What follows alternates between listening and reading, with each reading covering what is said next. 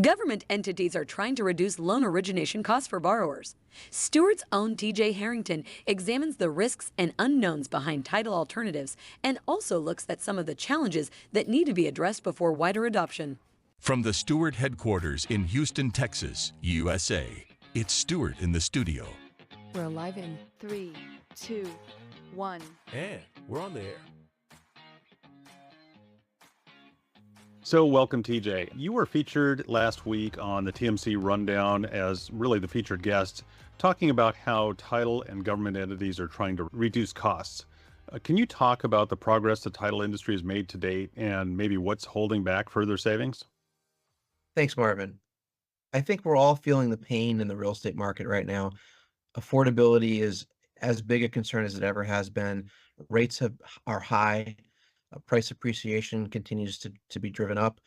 I think we're all looking for ways to make the transactions less expensive for consumers. You see the GSEs looking at title alternatives and waiver programs. You see FHFA opening the box for programs trying to make it have more availability of credit overall. You have VA and FHA looking at their particular programs, trying to find ways to reduce the guarantee fees or other insurance as best they can. I think we're all digging deep to try and find ways to reduce costs. It's our responsibility as an industry to do that for the consumer, in that we are responsible for the American dream. That's what we march on every day and is so important to us. In the title world, I think we've seen innovation that has outpaced inflation, and evidence of that. We've seen premiums reduce in real dollars, I think in 36%, going back to 2018. What has driven that has been the more use of title data, expansion of plants, the use of title engines with credit data that has driven efficiencies. We've seen the rise of e-sign and e-closings and e-recordings, helping with post-close and efficiencies in the escrow process. And overall, that has driven consumer costs down. What we are still stuck with is the fact that there's 3,300 counties nationally, with every recorder's office having their own system, their own data sets, their own way of classifying documents. There's not uniformity in data standards the way that there is in 𝗏𝗲. So ultimately, we are normalizing that data to make it actionable, which is expensive and time consuming. I think we're doing our best with that, and the data sets are getting better, but ultimately that balkanization, the fractionalization of data makes it difficult. We also see a rise in fraud. We see a rise in concerns around money laundering, things that we're having to implement in the title industry to prevent those risks. So ultimately, we are innovating as fast as we can. We're beating out inflation, but the risks keep rising. And so it's one of those things where we are doing our best to drive efficiencies, and we'll continue to do so. But in the meantime, it's going to be getting more data uniformity, getting a uniform data set, getting blockchain for whatever form it might take in the future from a record standpoint. Being able to use prior records, I think, is the key to it. So then you talked about the risks and unknowns behind some of the alternative title products. Where did you land on that? So really, when we talk about alternative title products and process, we're talking about waivers and AOLs. And I appreciate the pain in housing. Everyone's trying to innovate in our space, trying to find consumer benefit, lower costs, and really do something different where they can. Ultimately, though, what we've come up with is just the scenarios and use cases that we've seen that would be appropriate for a waiver or a fine savings in an AOL.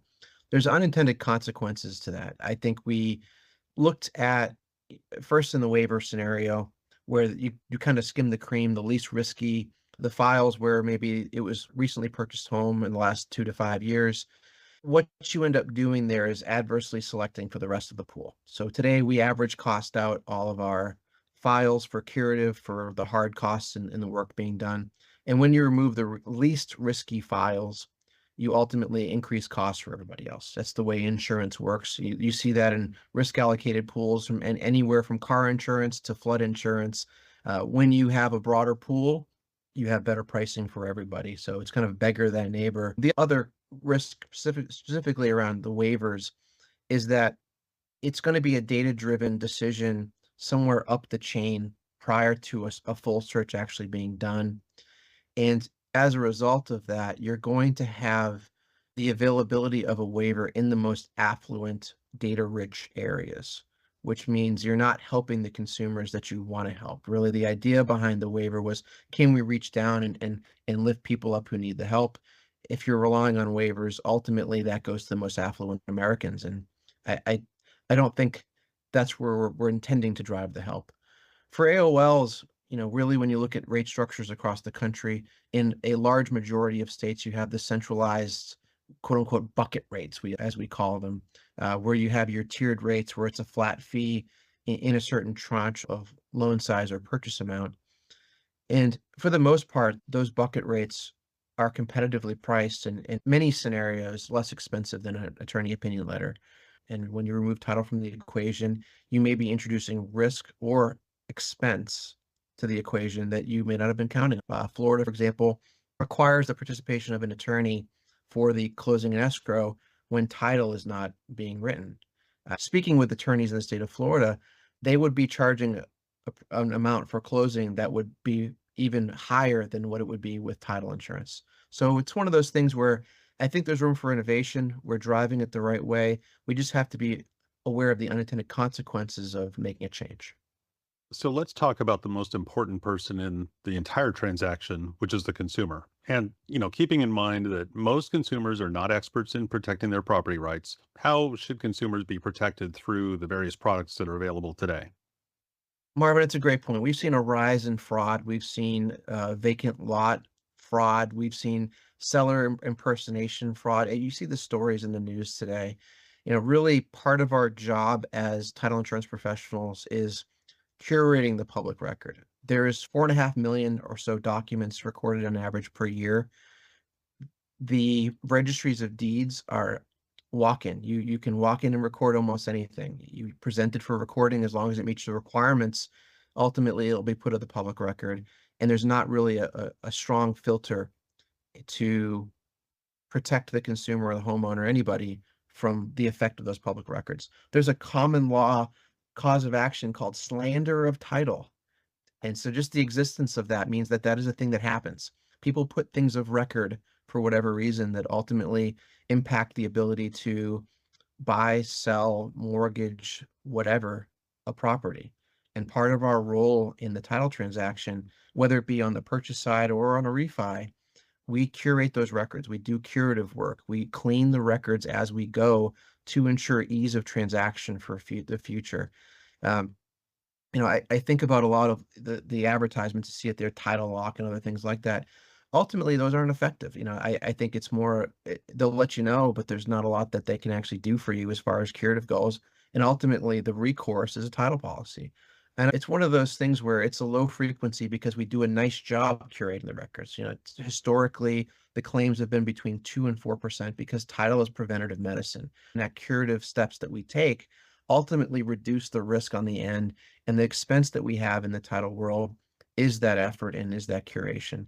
So I would tell you that the structure of the world today and the way that we do business focused around title and future transactions are kind of dependent on the existence of that manufacturing process that happened previously to make sure that we're sanctified going forward.